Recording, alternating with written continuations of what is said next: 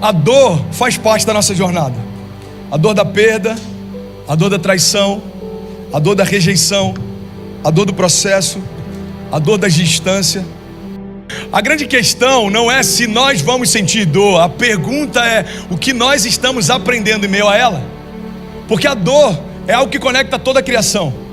Jesus não foi poupado dela, e às vezes a gente tem uma expectativa de que, pega essa chave, irmão, de que Deus nos poupe daquilo que não poupou nem ao próprio Jesus.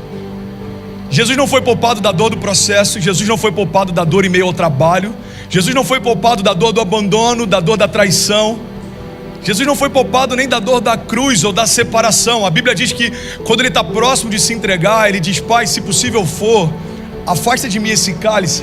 O que eu quero compartilhar com você é que a maior dor que Jesus sentiu não foi da traição de Judas, não foi dos espinhos colocados sobre a sua cabeça, muito menos dos cravos colocados sobre as suas mãos e pés. A dor que fez com que Jesus pedisse para que, se fosse possível, o Pai separasse dele, era a dor da separação. Se a dor que fez com que Jesus tivesse temor e medo, a Bíblia diz que ele sentiu uma angústia mortal a ponto de transpirar sangue. Se a dor que fez Jesus sentir isso é a dor da separação do Pai, a gente precisa entender que não existe vida longe dele. Eu não sei se já te disseram, mas crescer dói. Os sociólogos têm chamado a nossa geração de geração Peter Pan, uma geração que vive na terra do nunca e que está o tempo inteiro buscando conforto. Uma geração que quer ser poupada dos processos, que quer ser poupada das dores do processo. O problema é que quando eu sou poupado da dor do processo, eu estou sendo afastado também da oportunidade do crescimento. Irmão, se você tem sentido dor, se alegra, existe algo sendo gerado em você. Existe um crescimento sendo gerado em você. Existe uma força que brota em meio à minha dor. Tem muita gente desistindo, irmão, dos processos, porque se esqueceu do propósito. O que a gente aprende com isso é que às vezes a gente consegue vencer a dor no início da jornada, mas o que vai mudar a nossa história é se a gente conseguir vencer a dor no meio do caminho. A dor não é um problema, o problema é viver algo vazio. A dor é um ótimo servo, ela serve você para que você seja cauteloso, mas ela é um péssimo mestre, porque ela vai definir quais são os seus limites e até onde você pode ir. Vamos ser sinceros, irmão, olha para mim, quantas coisas você teria deixado de viver se você tivesse parado quando algo começou a doer. Que é muito melhor a dor do crescimento do que a dor da atrofia. Irmão, eu prefiro doer, sentir dor porque estou crescendo, do que sentir dor porque parei de crescer. Você está comigo? Se a dor é quem começa a me liderar, eu só vou fazer aquilo que não dói. E aí eu não acesso a maturidade, porque eu preferi ficar numa zona de conforto. Vai doer o processo? Vai, então eu não quero.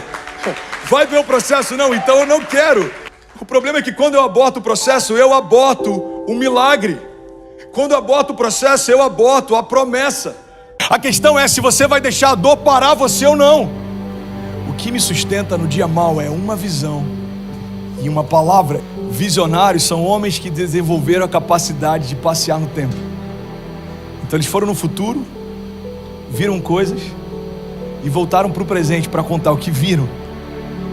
Todo visionário consegue ver além do seu tempo. Todo visionário tem uma visão que vai além das suas circunstâncias. Todo visionário consegue ver além da sua dor. Porque tinha dor na construção da arca, mas existia uma visão que fazia com que Noé não parasse. Tinha dor durante a jornada de Pedro, em meio a cativeiros e prisões, mas existia uma visão que fazia com que ele suportasse a sua dor.